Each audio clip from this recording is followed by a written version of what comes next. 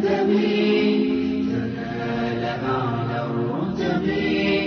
فعش حياة العلماء وقرأ صنوف الكتب، ودم على تواضع لا تفتخر بالنسب. كفاك أن تخرج من دنيا الورى بالحسب. بالعلم بل بالأدب أعلى الرتب. عش حياة العلماء وقرأ صنوف الكتب، ودم على تواضع لا تفتخر بالنسب. كفاك أن تخرج من دنيا الورى بالحسب. نعم لا جدا أو ترتيب بديع من الإمام مسلم رحمه الله أنه جعل كل ما يتعلق بالذبح أو الأضاحي أو الهدي أو غير ذلك مما تجمعه أو يجمعه جامع واحد مشترك وهو الذبح، على نسق واحد وعلى ترتيب مسلسل بالكتاب. ثم عقب ذلك بالأطعمة والأشربة بجامع أن كل هذا هو من باب الطعام والشراب. فبعد أن فرغ من الصيد والذبائح وما يحل وما يحرم وما يجوز وما يمتنع، عقب ذلك بكتاب الأضاحي. وكلمة كتاب هي أو هو ما يجمع عدة مسائل متشابهة في باب واحد. يعني كلمة كتيبة هي مجموع أفراد أو معدات متشابهة، ولذلك لا يقال عن الجيش كتيبة، إنما يقال كتيبة مدرعات. لماذا؟ مجموع أفراد هذه الكتيبة يمثل تخصصا بعينه.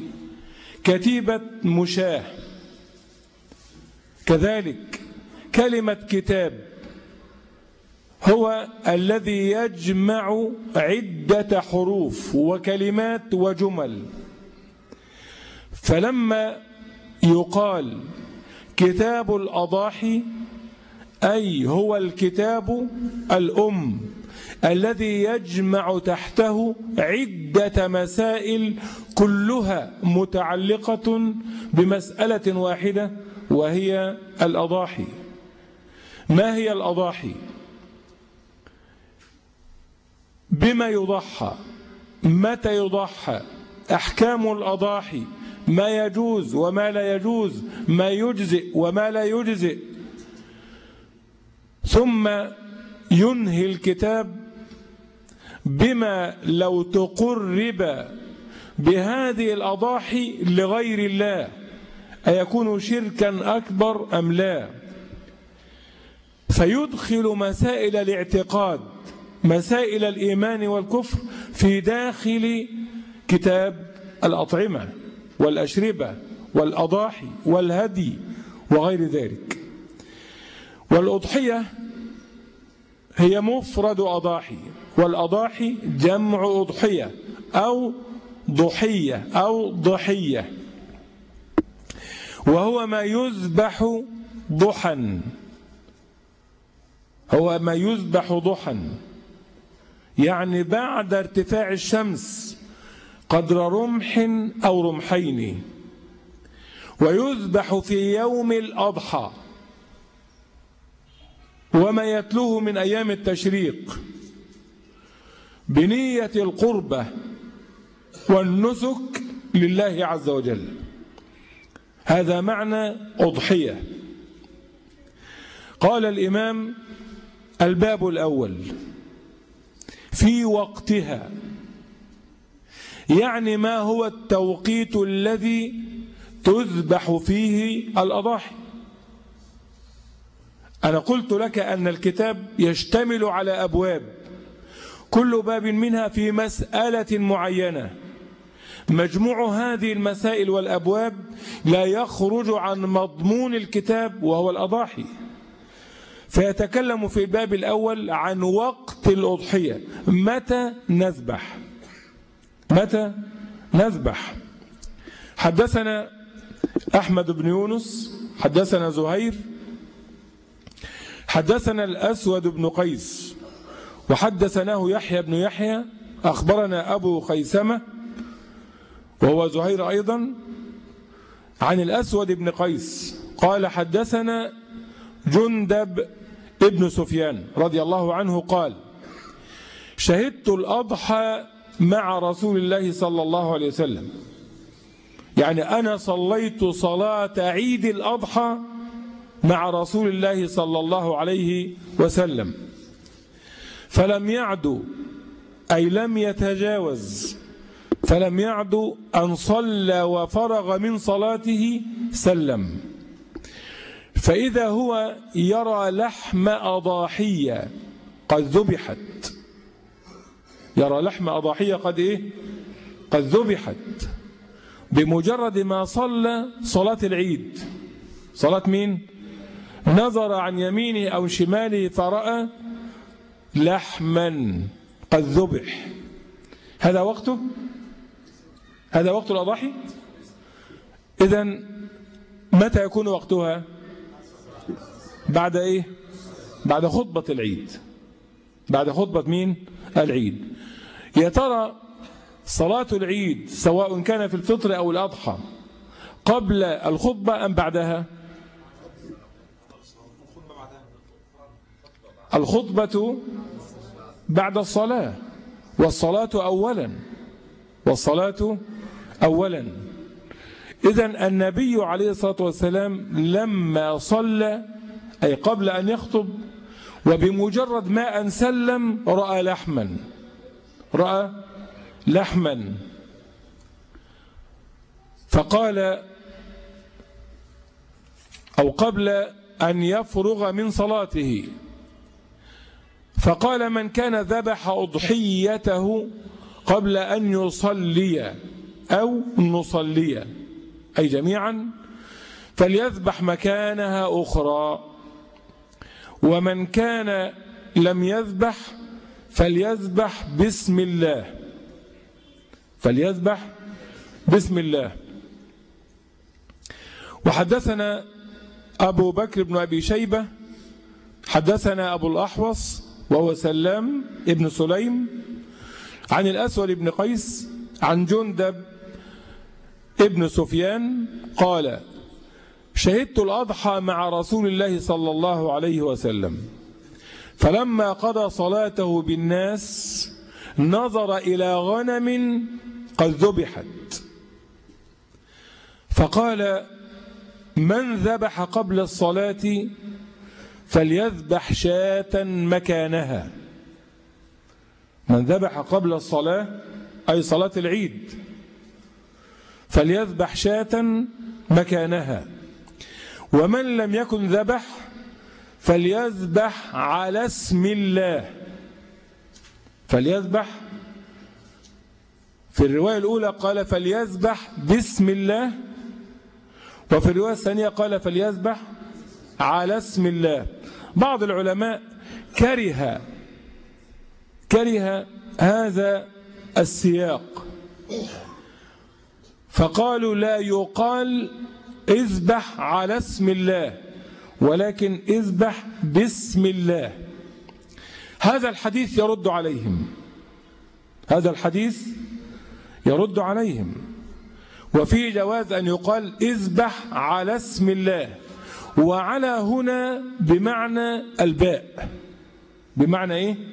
الباء، أي اذبح بسم الله، أي مبتدئا الذبح بتسمية الله عز وجل على ايه؟ على الذبيحة. تقول بسم الله اللهم هذا منك وإليك، هو فضل الله عز وجل علينا، قدمناه قربة لله عني وعن أهل بيتي، عني وعن أهل بيتي. واختلفت أقوال السلف رضي الله تعالى عنهم فيما يقال على الذبيحة حين الذبح، فمن قائل بسم الله والله أكبر، ومن قائل بسم الله، ومن قائل بسم الله والله أكبر هذا منك وإليك نسكا عني وعن أهل بيتي وذريتي إلى غير ذلك، ما دام كله كلام يدل على توحيد الله وعلى القربة إلى الله عز وجل وليس فيه شرك بالله، فكله صحيح وجائز بإذن الله. هو ممكن الكلام ده الذبح الأضاحي ممكن يكون فيها شرك؟ ممكن يكون فيها شرك. كيف ذلك؟ واحد طول السنة برب عجل، ولا سيما في الصعيد والفلاحين، وبعدين في يوم الأضحى يأخذ هذه الشاة أو البقرة أو البعير ويذهب بها إلى الحسين أو إلى السيدة زينب أو السيدة نفيسة أو البدوي أو الدسوقي أو المرسي أبو العباس أو غير هؤلاء. نحن لا نتكلم في صلاح هؤلاء من عدمه، فلا شك أن من هؤلاء صحابة كرام كالحسين رضي الله تعالى عنه، ولكن الحسين لو كان حيا لتبرأ من هذا الشرك، لأنه إمام التوحيد، ولا سيما الذي يفعل ذلك أئمة التصوف وأئمة التشيع في الأرض كلها، هم سبب الشرك في الأمة، ولكن يتبعهم جهلة كثيرون هنا وهناك لا يعرفون شيئا عن الإيمان أصلا، فضلا أن يعرفوا مواطن الخطر التي تخرجهم من الإيمان إلى الشرك أو من التوحيد إلى الشرك. فهذا باب عظيم، فالفعل لا يزال شركا، لكن الفاعل لا يكون مشركا ولا يحكم عليه بهذا إلا بعد قيام الحجة الرسالية عليه ونفي الجهل عنه، فإن أصر فهو مشرك. وهناك شبه عظيمة جدا تحول بين إطلاق الحكم على الفاعل، منها أنه يرى عمائم حمراء وزرقاء وسوداء جميع الألوان يطوفون معه حول تلك القبور ويتمسحون بها ويطلبون منها جلب المنافع ودفع المضار. وهؤلاء المقبورين لو كانوا أحياء لا يملكون هذا لأنفسهم، فضلا أن يملكوه لغيرهم بعد مماتهم. فسبحانك ربي كأن من يفعل ذلك قد فقد عقله تماما بعد أن فقد إيمانه.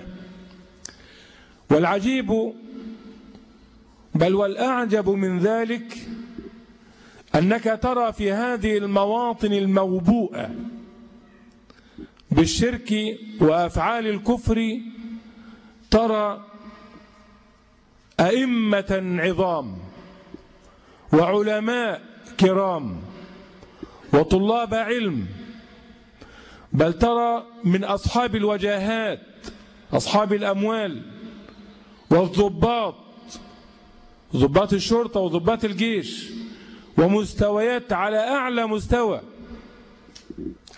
مستوى هم الذين يصدر منهم هذه الأفعال. فإذا أنكرنا عليهم قالوا من أنتم؟ أنتم غير معروفين لنا. هل أنتم أعلم من شيخ الأزهر؟ هل أنتم أعلم من مفتي الجمهورية؟ هل أنتم أعلم من وزير الأوقاف؟ والعجيب أن مصر منذ عقود من الزمان لا يتصدر مثل هذه الحفلات الشركية إلا من ذكرت. فأنت عبد مغمور لدى المنصوح، كيف يقبل نصيحتك وأنت نكرة؟ وهؤلاء الأعلام نعم هم أعلام ورموز للشرك والضلال والدعوة إلى الباطل، لكن من يعرف هذا؟ من يعرفه؟ فأقول يمكن أن تقدم الذبيحة والأضاحي لغير الله، وهذا شرك، هذا شرك باتفاق أهل السنة والجماعة، لأن الذين ذكرت ليسوا من أهل السنة والجماعة ولا ينتسبون إلينا من قريب ولا من بعيد، اللهم إلا أن يثبت لهم عقد الإسلام حتى يفصل في أمرهم. فأقول يربي الواحد منهم بقرة أو جملا أو شاة ويأتي بها من آخر بلاد الناس والمسلمين، يأتي بها إلى الحسين، وكله أمل أن يصل إلى الوثن ليذبح عنده، يتقرب بالذبح للمقبور، وليس هذا إلا لله عز وجل وحده. فإذا صرف الذبح لغير الله كان شركا أكبر. وحدثنا أبو بكر بن أبي شيبة حدثنا أبو الأحوص بإسناده إلى جندب ابن سفيان قال شهدت الأضحى مع رسول الله صلى الله عليه وسلم، فلما قضى صلاته بالناس نظر إلى غنم قد ذبحت، فقال من ذبح قبل الصلاة فليذبح شاة مكانها، كأن الذي يذبح قبل الصلاة فليس نسكا تنسك به، إنما هو لحم عادي، كما لو أتيت به من عند الجزار مذبوحا. قال ومن لم يكن ذبح فليذبح على اسم الله. ربما أنا أردت أن أعيد هذا لأقول إن من كره هذا اللفظ فليذبح على اسم الله ليس محقا فيما اجتهد فيه، بل أخطأ، لأنه لا اجتهاد في مورد النص، وإنما الاجتهاد في فهم النص. نحن أمرنا بإعمال عقولنا وإخراج اجتهاداتنا في فهم النصوص الشرعية، فهم الكتاب والسنة. أما وأن يكون النص صريحا صحيحا فلا يحل لأحد كائنا من كان أن يكون له قول أو اجتهاد يخالف به الكتاب والسنة، وإلا فقوله مطرح مردود عليه قولا واحدا. فالذين كرهوا فليذبح على اسم الله يرد عليهم هذا النص. تكرهوا ليه؟ قالوا احنا صلحنا يعني ايه على اسم الله؟ ما يقول بسم الله وخلاص. طب ما النبي هو اللي فاهم وهو أفصح الدنيا بأسرها، هو الذي قال هذا وقال ذاك. وهذا من باب قول الله تعالى ولا أصلبنهم على جذوع ولا أصلبنهم في جذوع من النخل. طب هو التصليب بيكون على الجذع ولا في الجذع من الداخل؟ على. إذن الباء تحل محل إيه؟ على. وحروف الجر عموما كلها ينوب بعضها مكان بعض، وهذه مسألة معروفة عند أهل اللغة. قال حدثنا عبيد الله بن معاذ حدثنا أبي حدثنا شعبة عن الأسود وهو ابن يزيد أنه سمع جندبا البجلي رضي الله عنه قال شهدت رسول الله صلى الله عليه وسلم صلى يوم أضحى، صلى يوم أضحى أي صلى العيد، ثم خطب أي خطب الناس فقال من كان ذبح قبل أن يصلي فليعد مكانها، يعني يذبح واحدة تانية إيه؟ مكانها، ومن لم يكن ذبح فليذبح بسم الله. وحدثنا يحيى بن يحيى قال أخبرنا خالد ابن عبد الله عن مطرف ابن عبد الله بن الشخير عن عامر الشعبي عن البراء بن عازب رضي الله تعالى عنه قال ضحى خالي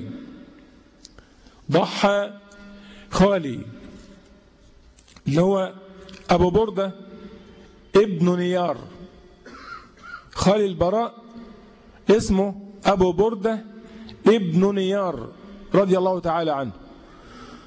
فقال ضحى خالي أبو بردة قبل الصلاة، فقال رسول الله صلى الله عليه وسلم تلك شاة لحم، يعني أنت ما قدمت نسكا وإنما قدمت لحما أو صدقة لأهلك أو للفقراء أو للمحتاجين.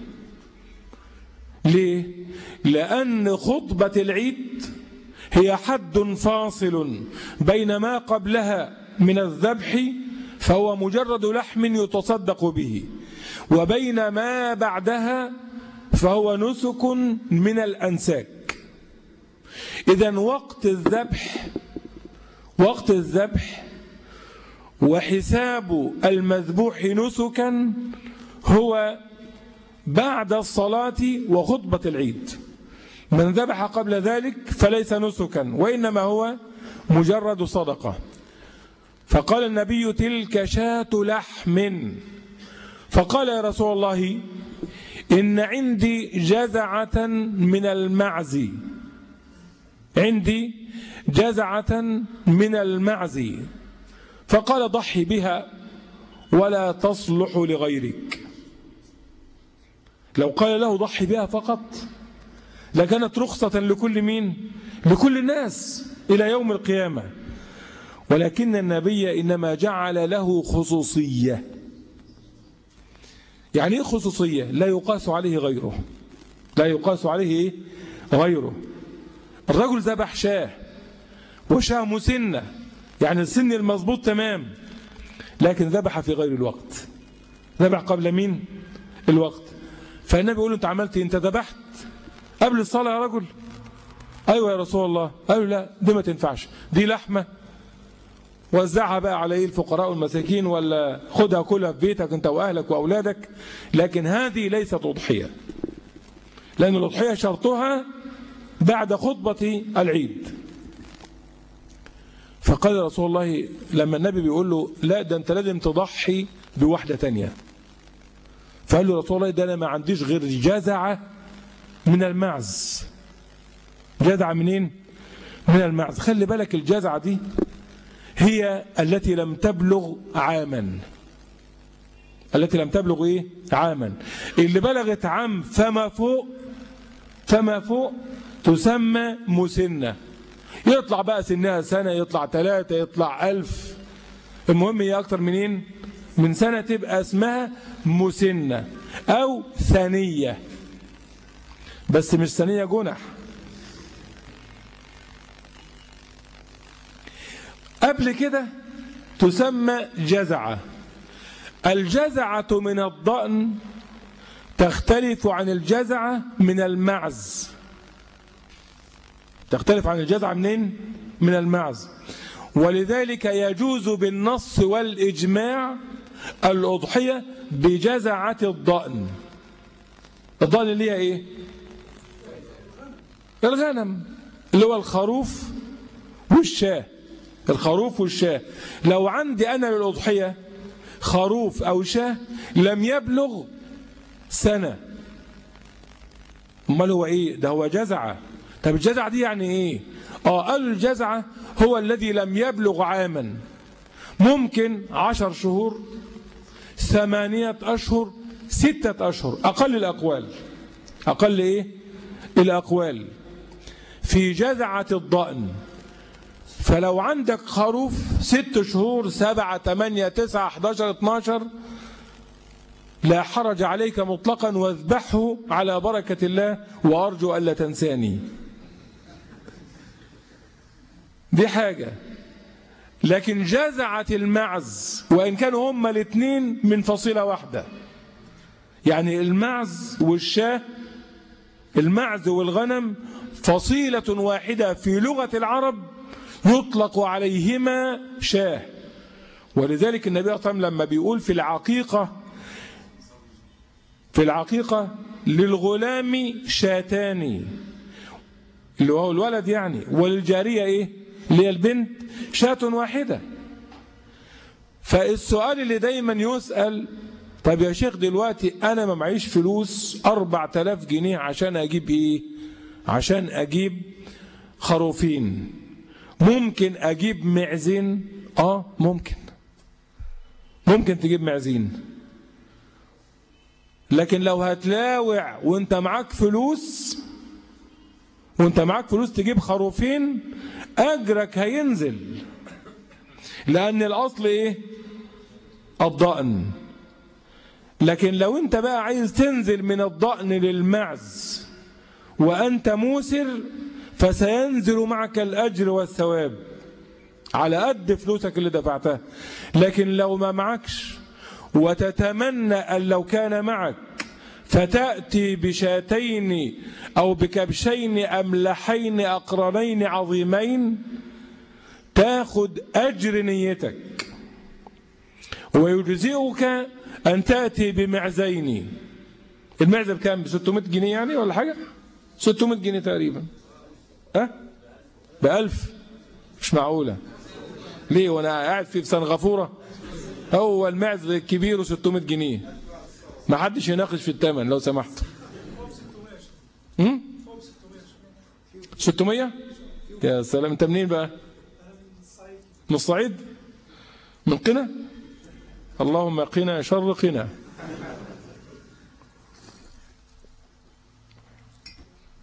عندكم يا عمي بهدلة اليومين دول، بهدلة وصقر وقتل، أسأل الله تعالى أن يصرف عنكم السوء كله. قال إن عندي جزعة من المعز. أنا قلت لك جزعة الضأن اللي هي قبل أن تبلغ سنة تجزئ بالنص والإجماع. أمال إيه الذي لا يجزئ؟ جزعة المعز لازم تبلغ إيه؟ سنة. ما تقوليش طب ما النبي قال لأبي بردة ضحي به وهي جزعة لم تبلغ سنة. ما أنا عايز أقول لك برضو على طول النبي قال له إيه؟ ولا تجزئ لأحد بعدك، أنت لوحدك بس. أنت لوحدك إيه؟ بس. فقال ضحي بها ولا تصلح لغيرك. كلمة ولا تصلح لغيرك تفيد خصوصية هذا الأمر للمخصوص بالخطاب اللي هو مين؟ أبو بردة. قال ثم قال من ضحى قبل الصلاة فإنما ذبح لنفسه. قبل الصلاة ذبح مين؟ لنفسه. ومن ذبح بعد الصلاة فقد تم نسكه وأصاب سنة المسلمين. شفت الكلام الجميل؟ ألفاظ النبوة دي يا أخواني والله كأني أشعر أن نورا يخرج من بين الحروف. نور يخرج من بين مين؟ الحروف. يعني حتى الحروف نفسها تعبر عن الهدي. تعبر عن مين؟ عن الهدي وتأسر القلوب. يعني يقول فقال ومن ذبح بعد الصلاة. طب أنا لو كلفت إن أنا أصيغ المعنى ده بألفاظ من عندي ممكن أكتب لك فيها نص صفحة أو صفحة عشان أبلغك المعنى اللي أنا عايز أبلغه لك. لكن يقوم النبي يصيغه في كلمتين اتنين يعطي معاني عظيمة جدا لا يمكن التعبير عنها إلا من خلال هذه الأحرف. يقول ومن ذبح بعد الصلاة فقد تم إيه؟ نسكه وأصاب كمان مين؟ سنة المسلمين. يا سلام، انضم لهم، انضم للموحدين، وأصاب هديهم وسنتهم وطريقتهم وشعائرهم. مش بقول لك أنا لو هصيغ من عندي هقول كلام كتير قوي، وفي النهاية يؤدي نفس المعنى اللي النبي أجمله فين؟ ما هو عليه الصلاة والسلام قد أوتي جوامع مين؟ جوامع الكلم، اللي هي إيه؟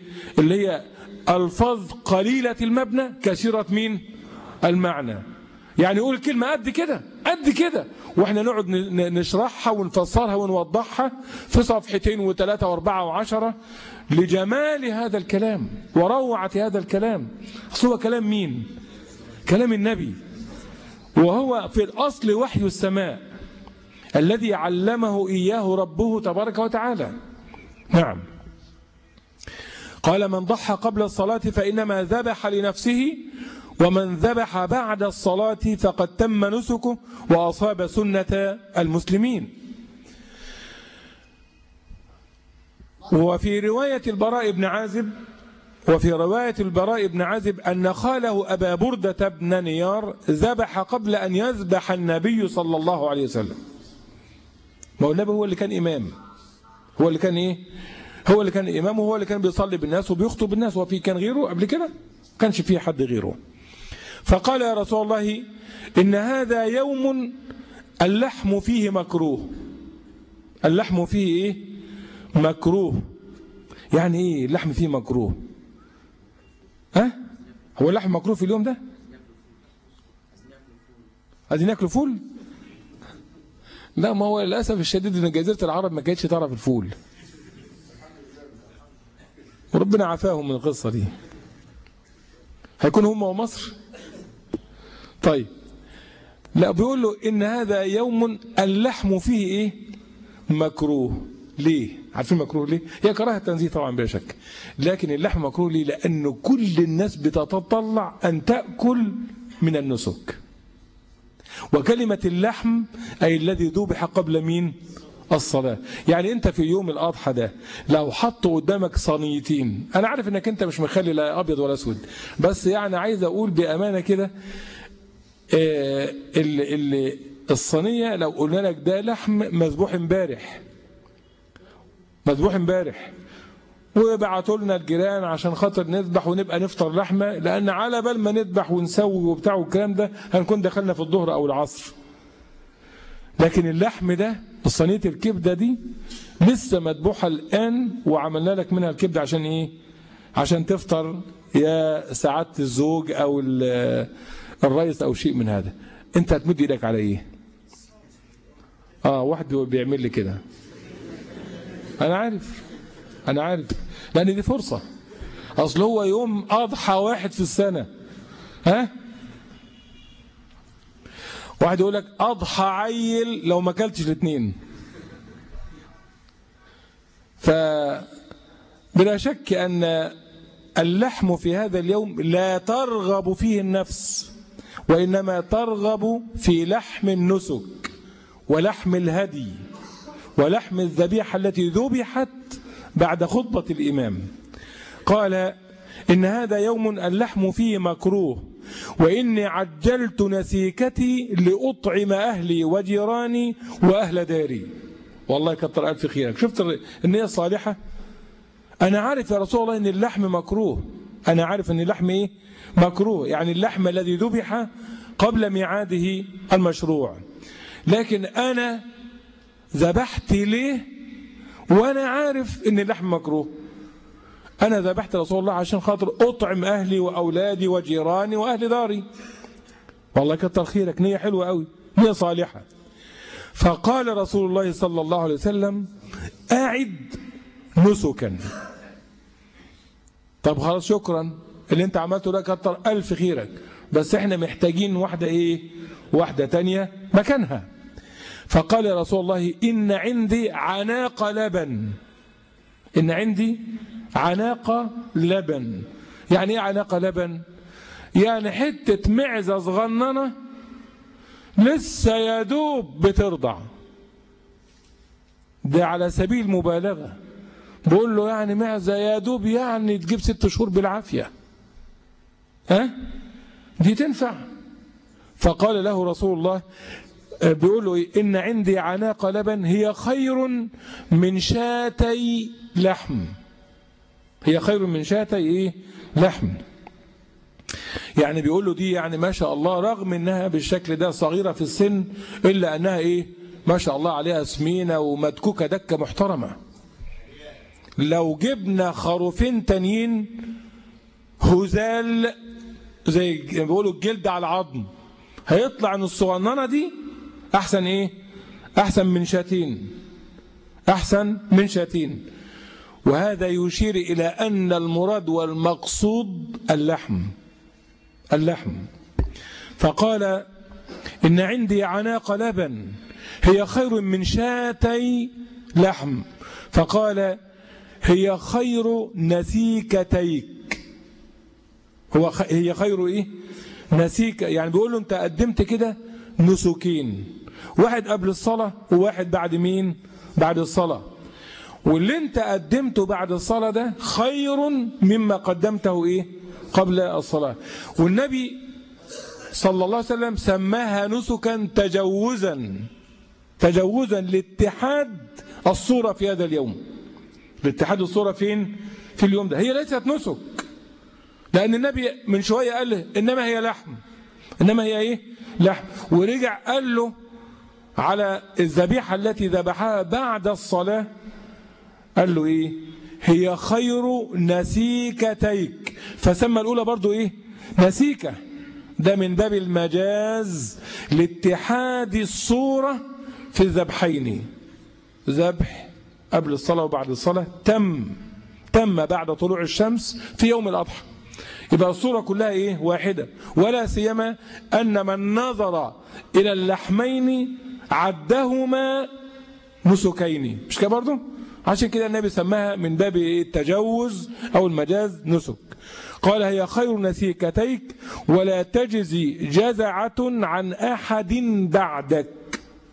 يعني دي ليك انت يا أبا بردة مخصوص، عشان بعد كده ما فيش كل واحد ايه يهرب من ذبح الشاة او جزعة الضأن ويروح لجزعة مين؟ المعز. لا. ها كفاية كده نوم بقى، كفاية كده نوم بقى، اصل انا هنام انا كمان. الله يعينك ويقويك. وعن البراء بن عازب قال خطبنا رسول الله صلى الله عليه وسلم يوم النحر فقال لا يذبحن أحد حتى يصلي. في نهيه لا يذبحن أحد حتى إيه؟ يصلي. قال فقال خالي يا رسول الله إن هذا يوم اللحم فيه مكروه، ثم ذكر الحديث كما ذكر من قبل. وفي رواية عن البراء قال رسول الله صلى الله عليه وسلم من صلى صلاتنا ووجه قبلتنا ونسك نسكنا. شوف الكلام الجميل، بيصف النبي أوصاف المسلمين. النبي يقول إيه؟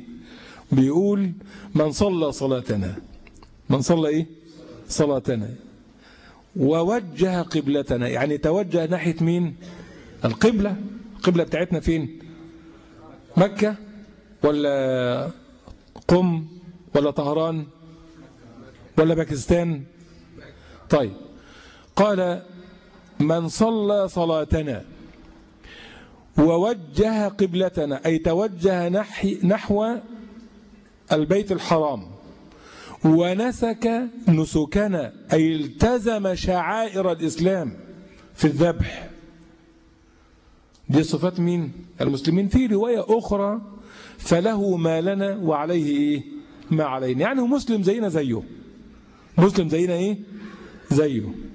قال هنا فلا يذبح حتى يصلي، يعني عايز يقول المسلم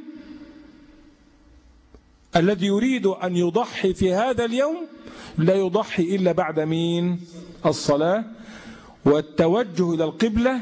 فإذا أراد أن ينسك بعد خطبة الإمام. بعد خطبة مين؟ الإمام. فقال خالي يا رسول الله قد نسكت عن ابن لي. قد نسكت يعني أنا ذبحت عن ابن لي. طب ده جائز؟ جائز. جائز. ازاي؟ ما هو مفيش ما يمنع، مفيش نص بيمنع من ذلك. انت دلوقتي عندك مولود وانا قمت جاي، طبعا انا مش هعملها بس انا بقول جدلا يعني، وجيت قلت لك يلا، انت بتقول لي والله ده انا ربنا كرمني وولد وبتاع، قلت لك خلاص يبقى العقيقه عندي انا. احنا اتفقنا ان انا مش هعمل كده، بس انا بقول مثال يعني، هو الكلام يعني حرم. فانا بقول لك الخروفين عندي ممكن يفضلوا عندي في ذمتي طول العمر، فده جائز. جائز. جائز. انا رزقت بولد وانا في امريكا، اتصلوا علي وقالوا الحمد لله رزقت بولد وسميناه بسام. وكان معي الشيخ صفوت نور الدين رحمه الله في هذه السفرة، فقام أحد الإخوة الشاميين وكنا نتغدى عنده فقال نسكه عندي، نسكوه عندي. وذهب في اليوم السابع وذبح شاتين وقدمهم للناس. وقدمهم لمين؟ للناس. هذا نسك عن الغير، يجزئني أم لا يجزئني؟ يجزئني. وهكذا لو في الأضحية واحد قال لك أنا اشتركت لك في سبع بعير أو سبع بقرة أو هجيب لك شاه هدية من عندي، هذا يجزئ أم لا يجزئ؟ يجزئ. فهذا أبو بردة بن نيار يقول يا رسول الله قد نسكت عن ولدي، أنا ذبحت أضحية لابني. فقال ذاك شيء عجلته لأهلك. كلمة عجلته تدل على أنه ذبح قبل مين؟ قبل الصلاة. فكأن النبي يرد عليه ويقول له هذا يقبل منك على سبيل الصدقة، وأما النسك فيلزم أن يكون بعد مين؟ بعد الصلاة. فقال إن عندي شاة خير من شاتين، فقال ضحي بها فإنها خير نسيكة، فإنها خير نسيكة. والكلام هنا كالكلام السابق. وفي رواية عن البراء قال رسول الله صلى الله عليه وسلم إن أول ما نبدأ به في يومنا هذا نصلي. إن أول شيء نبدأ به يوم إيه؟ يوم الأضحى، إن إحنا نعمل إيه؟ نصلي صلاة مين؟ صلاة العيد. قال ثم نرجع فننحر. هو لم يذكر الخطبة، هو لم يذكر الخطبة لأنها تابعة لمين؟ للصلاة. ولذلك لما بيقول ما نذبحش إلا بعد الصلاة، أي بعد الصلاة وإيه؟ والخطبة، لأن الخطبة جزء لا يتجزأ من نسك العبادة بالصلاة في يوم الأضحى وفي يوم الفطر. فقال نصلي ثم نرجع فننحر. فمن فعل ذلك فقد أصاب سنتنا، ماشي على الطريق، ماشي على مين؟ على الهدي. ومن ذبح فإنما هو لحم قدمه لأهله، أيوة من ذبح قبل مين؟ قبل الصلاة، ليس من النسك في شيء. وكان أبو بردة ابن نيار قد ذبح فقال عندي جذعة، أي صغيرة يعني، خير من مسنة، فقال اذبحها ولن تجزي عن أحد بعدك. نعم أنت المخصوص بها. وفي رواية البراء أيضا قال خطبنا رسول الله صلى الله عليه وسلم يوم النحر بعد الصلاة. إذا ذكر برضو الخطبة أنها بعد مين؟ بعد الصلاة، وهي تابعة لها. وعن عاصم ابن سليمان الأحول عن الشعبي عن البراء قال خطبنا رسول الله صلى الله عليه وسلم في يوم نحر فقال لا يضحين أحد حتى يصلي، حتى يصلي أي ويحضر الخطبة. قال رجل عندي عناق لبن هي خير من شاتي لحم. نعم، اللي هي أنثى المعز الصغيرة القريبة من الرضاع والتي لم تستكمل سنة. فقال له رسول الله فضحي بها ولا تجزي جذعة عن أحد بعدك. وفي رواية البراء أيضا قال ذبح أبو بردة قبل الصلاة فقال النبي صلى الله عليه وسلم أبدلها، يعني اذبح واحدة مكانها بعد الصلاة. فقال يا رسول الله ليس عندي إلا جذعة، وأظنه قال هي خير من مسنة. فقال رسول الله صلى الله عليه وسلم اجعلها مكانها، يعني اذبحها بعد الصلاة ولن تجزي عن أحد بعدك. ومن حديث أنس بن مالك قال قال رسول الله صلى الله عليه وسلم يوم النحر من كان ذبح قبل الصلاة فليعد، أي فليعد ذبيحته وليعد نسكه.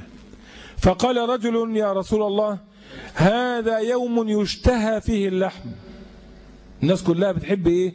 تأكل لحمة في هذا اليوم. وذكر هنة من جيرانه.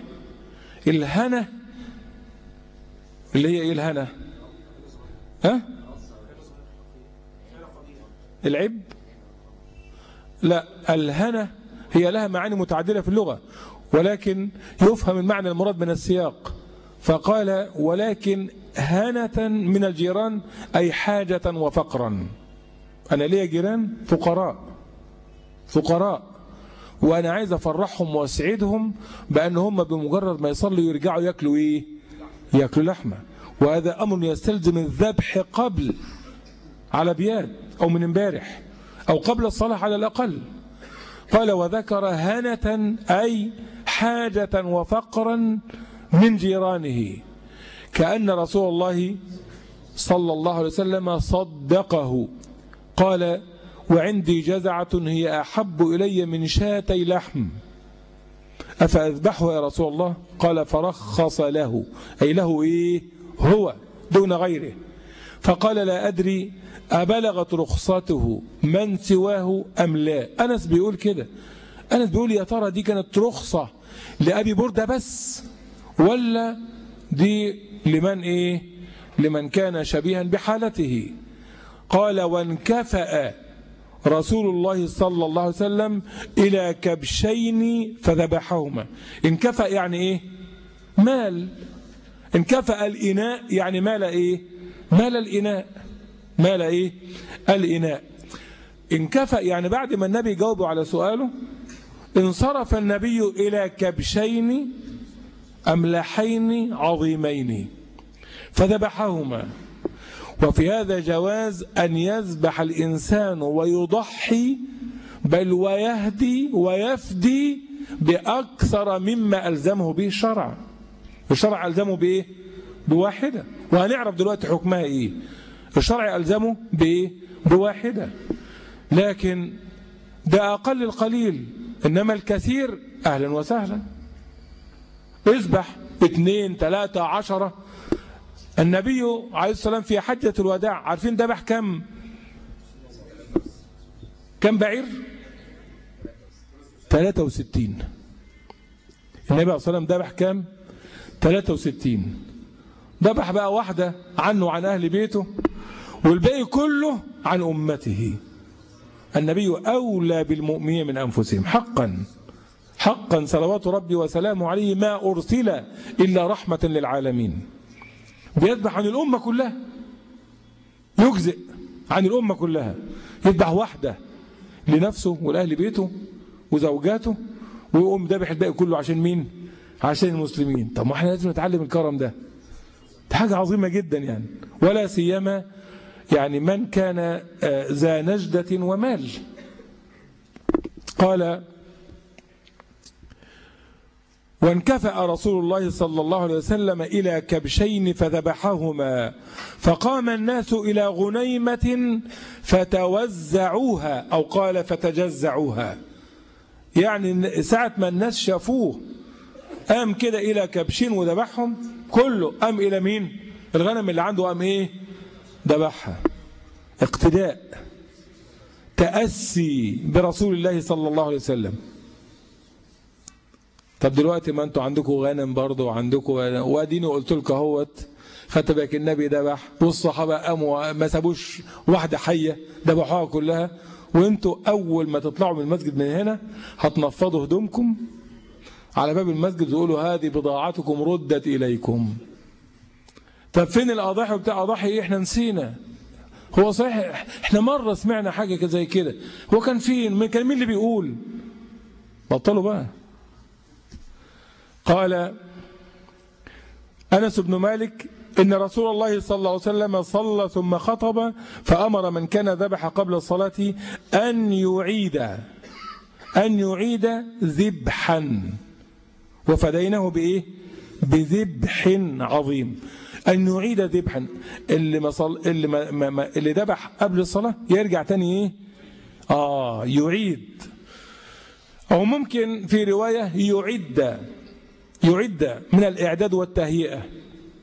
قال من كان ذبح قبل الصلاة أن يعيد ذبحا، ثم ذكر مثل الحديث مين السابق. وعن أنس قال خطبنا رسول الله صلى الله عليه وسلم يوم أضحى، قال فوجد ريح لحم.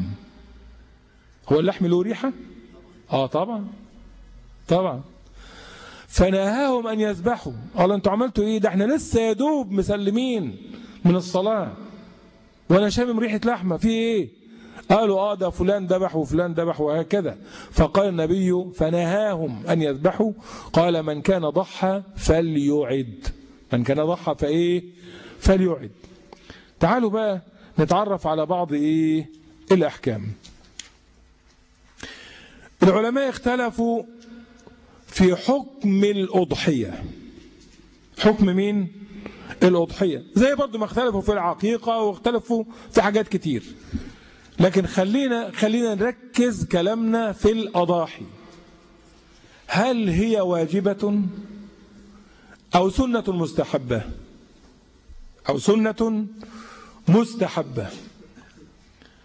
الجمهور على أنها سنة مستحبة.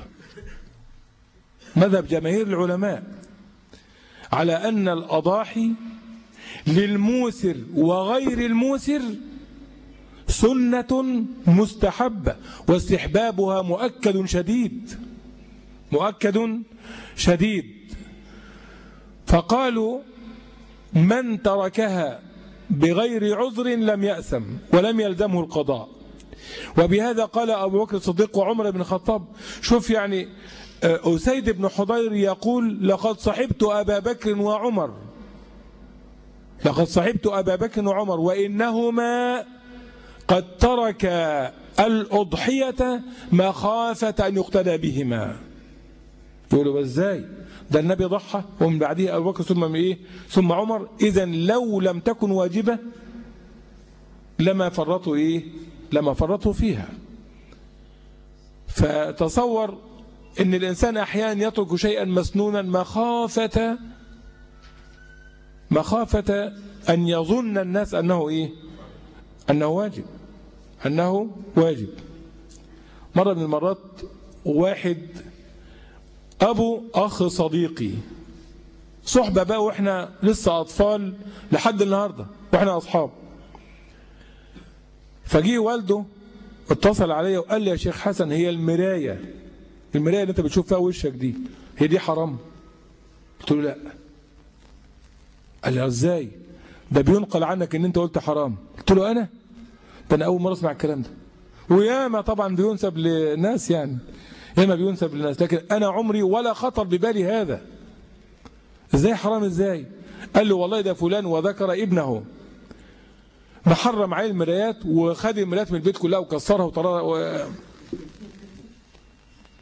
قلت له طب خلينا اكلمه. قال له اهو ده واقف جنبي، اتفضل كلمه. فقلت له انا قلت انها حرام؟ قال لي لا، بس انا بقالي 20 سنه معاك في الحل والترحال ما شفتش عندك مرايه. قلت له طب تعالى دخلك بقى عندي اوضه النوم ولا اوض الاولاد ولا حاجه عشان تشوف ان انا عندي مرايات ياما. وانا عايز احط مرايه عند الضيوف ليه في اوضه الصالون؟ يعني انا عايز احط لهم مرايه هناك ليه؟ يعني انا قابلهم حلوين او وحشين. أنا يا أخي المؤمن مرآة مين؟ مرآة أخيه. وهكذا. فتصور ان هو لمجرد أنه لم يرى عندي شيء نسب إلي أنه إيه؟ أنه حرام، وما أظن أن يقول بهذا عاقل. نعم. وهذا ابن عمر يقول الأضحية سنة، وابن عمر هو من ألزم الناس لسنة النبي صلى الله عليه وسلم. قال أبو مسعود البدري لقد هممت أن أدع الأضحية وإني لمن أيسركم حالا. وإني لمن هو عارف أنها سنة وهو رجل موسر، يقول لا أنا مش هذبح أضحية عشان إيه بقى؟ قال مخافة أن يحسب الناس أنها حتم واجب، إن هي إيه؟ مسألة لازمة واجبة، من تركها يأثم. قال لا، أنا راجل موسر ممكن أذبح بدل العجل 10 وبدل الجمل 100 وبدل الشاة 1000، لكن مش هعمل كده. لكن مش هعمل كده. العجيب يا إخواني إن السنة دي بفضل الله عز وجل الذي يمكنه من الحاضرين أو السامعين أن يرجع بذاكرته 30 عاما أو 40 عاما يعلم أن جل الناس لم يكن يسمع عن هذه السنة أصلا. جمال عبد الناصر ولا اللي قبله ولا اللي بعده قطعوا الصلة بين الأمة وبين إيه؟ مش معنى كده أن حسني مبارك يعني هو اللي وصلهم بالسنة وبالدين، لا، ده أنا عايز أقول أن عشان ده دين الله عز وجل، فهو الذي سخر له علماء وأولياء ودعاة يدعون إليه في وسط هذا الظلام الحالك حتى دخل الدين في كل بيت. لكن أنا بقول لك ارجع بالذاكرة 30-40 سنة ورا، ولا كانوا الناس يسمعوا عن أي حاجة خالص، ولا يسمعوا عن حجاب ولا نقاب ولا لحية. قلت لك قبل كده كانوا في كل قرية واحد ملتحي، مش عشان ده دين، ده عشان يخوفوا بيه العيال الصغيرة. هتسكت تبطل عياط ولا اجيب لك عم علي؟ الواد لازم يسلم ويرفع الراي ويقول خلاص انا هسكت، والله يا هسكت، ما تجيبيش الراجل ده خالص. وهو له ميعاد بيمشي في الشارع الكبير الذي يتوسط القرية، ميعاد تظبط عليه الساعة، ده ما تلاقيش في الشارع ولا حتى راجل كبير، كله خايف منه. لكن دلوقتي ما شاء الله اللحية ظاهرة ومنتشرة ومألوفة للعيان. ومش كده بس، ده بقى معظم مجلس الشعب الزرع لحى وحجاب ونقاب، حاجة عظيمة جدا. من كان مصدق دولة فرعون يعني يزاح ويزال عنا هو وهؤلاء الطواغيت من أمثاله، ويجي مكانهم إخوة شيوخ علماء دعاة ناس ربانيين يقودون الأمة ويأخذون بنواصيها إلى الله. ولو كمان لسه الرئاسة جاية، يعني يا حلاوة. نعم. وبيقولوا عن أمريكا بعتلنا واحدة اسمها روث 78 سنة يهودية، عندها خبرة في وضع الدساتير، جاية تساعدنا في وضع الدستور المصري، لأن احنا ما عندناش خبرة بوضع مين؟ الدساتير. فقلت الله، هي دي اسمها روث ولا روث؟ هي أقرب ما تكون إلى الروث. نعم. قال طبعا أنا عايز أقول لحضرتك إن ده أصح المذاهب، إن الأضحية سنة حتى للموسر. وأنا مش عايزك يا أخي تنظر إلى كلمة سنة على أنها ضرب من السحر ولا ضرب من الخيال ولا حاجة يعني ملاش أي لازمة. إزاي ده أنت لما تقول أنا رجل على السنة حاجة عظيمة جدا، وهدي وحفظ من الله لا يماثله حفظ. ده أنت رجل على السنة ماشي على السنة. دي السنة بتقول كده على الرحب والسعة، على عيني وراسي. ده أنا ليه الشرف إن أنا كلما بلغني شيء من السنة اللي هو الشرع، اللي هو الهدي، اللي هو إيه؟ الهدي، مش السنة التي تقابل الفرد. لا، أنت رجل ماشي على إيه؟ على السنة. يعني ما من نص في القرآن ولا في السنة ولا إجماع للعلماء إلا وأنت تتلقاه بصدر رحب جدا وتعمل به وتحرص إيه؟ وتحرص عليه. أحسن ما تكون صاحب بدعة. صاحب إيه؟ بدعة، لأن كل بدعة ضلالة وصاحبها في النار كما تسمعون في كل وقت وحين. الرأي ده يا إخواني وإن كان هو مذهب الجمهور وهو أصح الآراء وأقواها من حيث الأدلة، إلا أننا أميل بقلبي تجاه مذهب أبي حنيفة، وهو وجوب الأضاحي على الموسر. على مين؟ الموسرين. ليه بقى؟ لأن احنا بنشوف، أنا مش عايز أنسب الكلام ده للجمهور، لكن أنا عايز أقول إن احنا بنشوف ناس كتير جدا، ملايين من البشر، ملايين من البشر موسرين ولا يفكرون أبدا ولا في حياتهم كلها. يبلغ الواحد منهم 70 و80 سنة وعنده 10 فدادين، 20 50 100 فدان، 100 فدان، وعنده مواشي. ما هو ده وضع طبيعي. اللي عنده أفدنة عنده إيه؟ عنده مواشي، وعنده أقل شيء خراف وشياه. لو قلت له كل سنة يا رجل اذبح شاه واحدة للفقراء حواليك متلتلين، يقول لك اذبح شاه؟ انت اتجننت يا ابني، انت اتجننت. اذبح شاه ليه؟ في ايه؟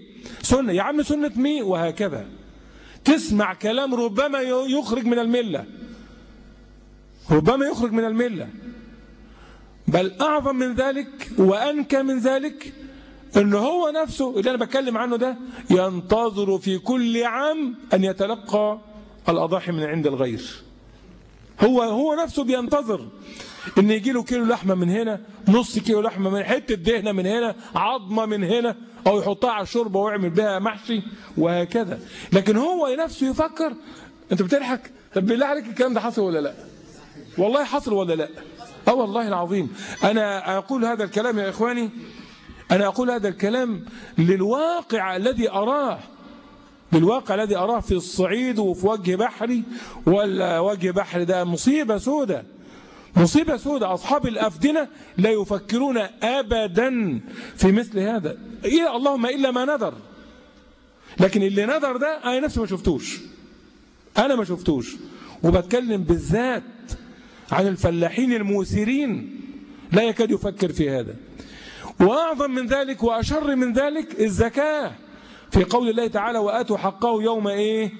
يوم حصاده. يعني أول ما يطلع الإنتاج قبل ما تخزنه تطلع منه إيه؟ وهو لسه في الجرن. عارفين الجرن ولا مش عارفينه؟ طيب، وهو لسه في الجرن قبل التخزين والتعبئة تطلع منه زكاة مين؟ زكاة الزروع والثمار. زكاة الزروع والثمار. هو يعني الفلاحين فاهمين الحكاية دي، فاهمين إيه؟ القصة دي. لكن بالبركة، بالبركة إيه؟ اللي فايته واللي فايت يقوم عامل له علبة كده ومديها له في الشوال، علبتين 3 4، يعني حسبة كام؟ 20 كيلو. خدت بالك؟ وعنده 100 فدان. طلع يا عم الحاج الزكاة. ما أنا طلعت، ما أنا إيه؟ زكاة إيه دي؟ ده أنت لازم تحسبها وبزيادة من عندك. والله العظيم يقول لي إيه؟ هو ليه؟ هو أنا أغنى من ربنا؟ هو أنا إيه أغنى من ربنا؟ شوف الفلسفة، لمض. وده هيجي يوم القيامة برضه يجادل الله عز وجل. يا ويله. وتبصوا تلاقي البيوت خربانة والأولاد خربانين والفساد مستشري في كل مكان، والناس لا تعرف ما السبب.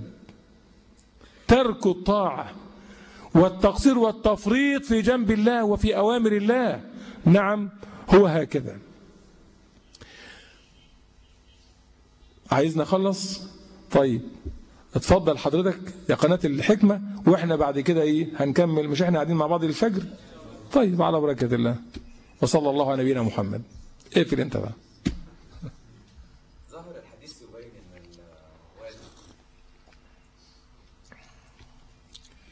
الذي فهم الوجوب هو أبو بكر وعمر، هو أبو بكر وعمر.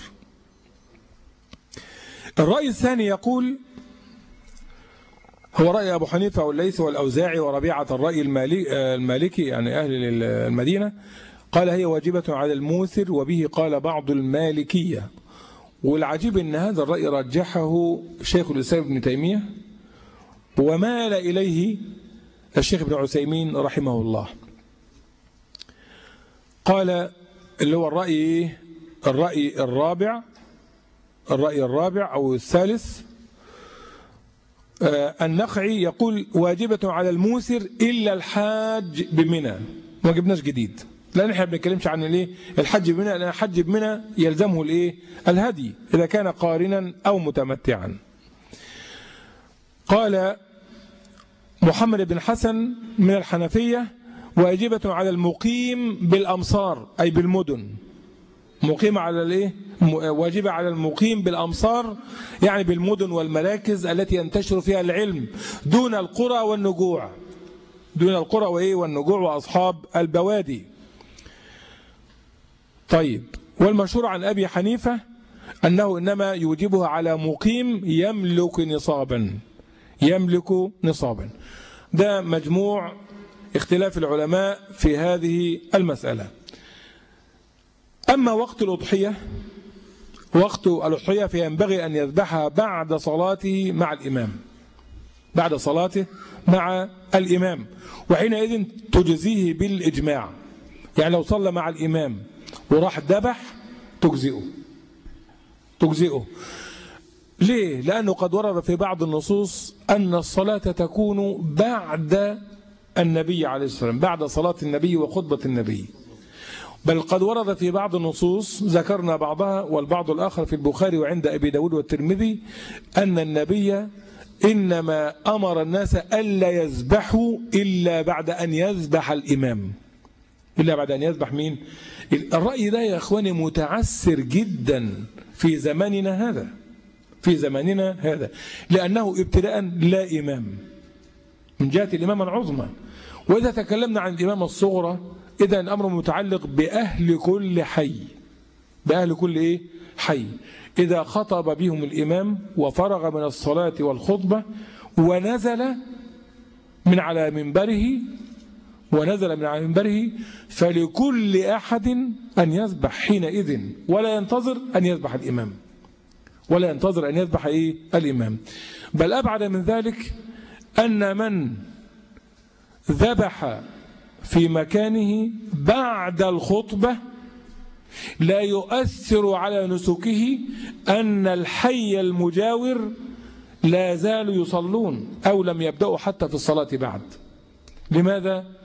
لأنه ذبح بعد الصلاة، هو قد صلى وحضر الخطبة، وهو لم يصلي وحده ولم يخطب وحده، وإنما حضر الصلاة والخطبة مع مين؟ مع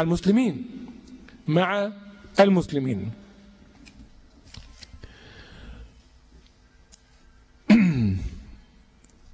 أما آخر وقت الأضحية فقال الشافعي تجوز في يوم النحر وأيام التشريق الثلاثة. وأيام التشريق مين؟ الثلاثة. وهذا أرجح الأقوال والذي تؤيده الأدلة في سنة النبي عليه الصلاة والسلام. وهناك اختلافات أخرى أنها لا تصح إلا في يوم النحر أو في يوم النحر ويومين بعده وغير ذلك، ولكن الرأي الأول أنها إلى غروب شمس اليوم الثالث من أيام التشريق. يبقى أنا عندي كم يوم مسموح بالذبح فيهم؟ 4. يوم النحر ويبدأ من بعد صلاة العيد وسماع الخطبة، أو وقت يسمح بذلك، عشان واحد ما يقوليش لا ده أنا ما حضرتش الخطبة أو ما حضرتش الصلاة أو راحت عليا نومة، هقول له ماشي، إنما يكفيك ويجزئك أنك انتظرت بالذبح وقتا يأذن بعد ارتفاع الشمس للصلاة وللخطبة، حتى وإن لم تصلي ولم تخطب أي ولم تحضر الخطبة، وإنما أنت صليت في وقت مسموح وهو الضحى. وانتم عارفين الضحى بيبدأ إمتى؟ الضحى بيبدأ تقريبا، وقت الضحى يبدأ تقريبا على أعظم الأقوال نص ساعة بعد الشروق، نص ساعة أعظم الأقوال، وفي بعد ربع ساعة أو ثلث ساعة. ولكن هناك أحاديث عند النسائي وأبي داود تقول وكان لا يصلي حتى ترتفع الشمس قدر رمح أو رمحين، وفي رواية حتى تبيض الشمس، وهذا أمر يحتاج إلى أكثر من ربع ساعة بل أكثر من نصف ساعة. لكن على أي حال هذا الوقت بعده يجزئ الذبح.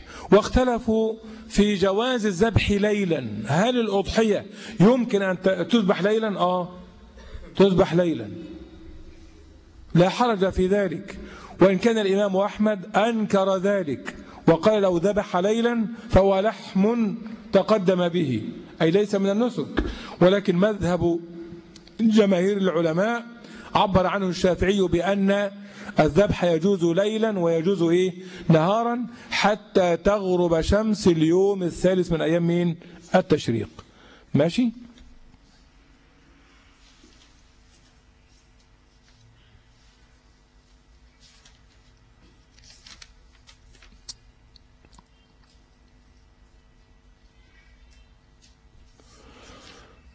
طيب ناخد باب تاني ولا كفاية الباب ده؟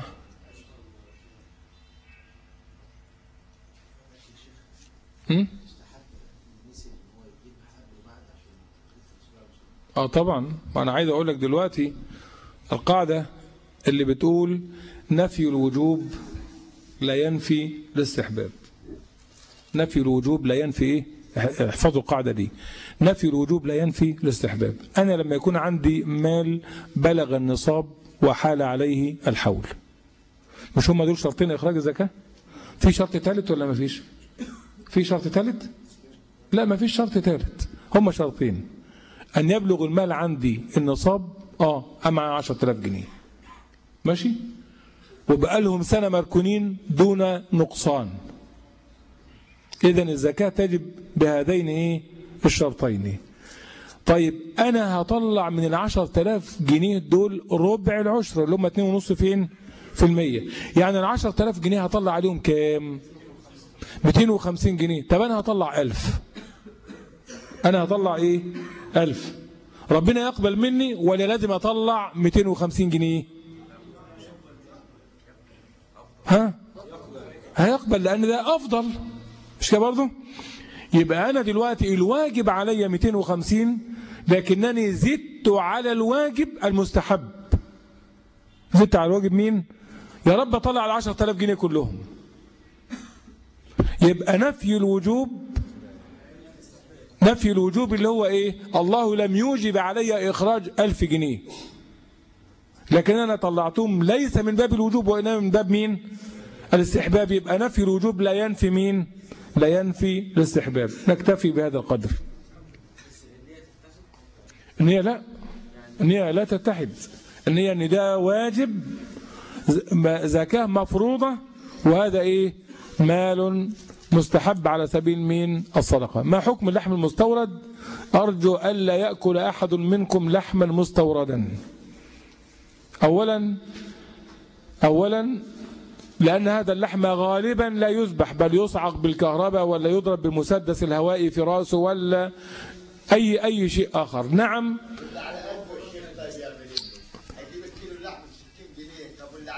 احنا بنتكلم عن الحلال والحرام، وأنا أسأل الله أن يرزقنا وإياكم.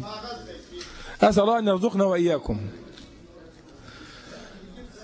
لكن أنتوا عارفين كويس جدا، كل يوم بتقرأوا في الجرايد إن أطنان من اللحوم تدخل البلد وهي لحوم فاسدة، وهي لحوم إن شاء الله الكلام ده ما يبقاش في المستقبل، لأن اللي كان بيدخل الكلام ده علاء وجمال والناس الحلوة دي، مش كده برضه؟ فربنا سبحانه وتعالى يعني ستراهم عنا خلف القضبان.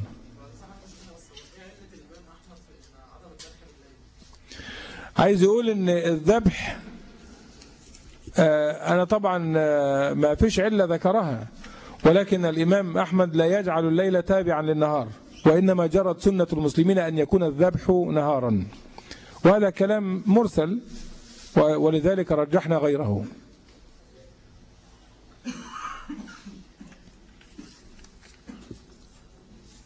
أنت اللي جبت سؤال ده؟ مين اللي جاب السؤال ده؟ انت كلك نظر بقى. الحديث في البخاري وانت كلك نظر، لأنه هو بيقول يعني ان احد المشايخ ضعف حديثا في البخاري، انا يكفيني انه في البخاري، وانتوا يكفيكم برضه كده ولا لا؟ ها؟ زي اللي بيقول لي يا شيخ الحديث ده في البخاري ومسلم، هو صح ولا ضعيف؟ قلت والله انت كلك نظر بقى. ده هو ناقص يقول الآية دي في كتاب الله صح ولا ضعيفة؟ صلى الله على نبينا محمد وعلى آله وصحبه وسلم تسليما كثيرا. جزاك الله خيرا.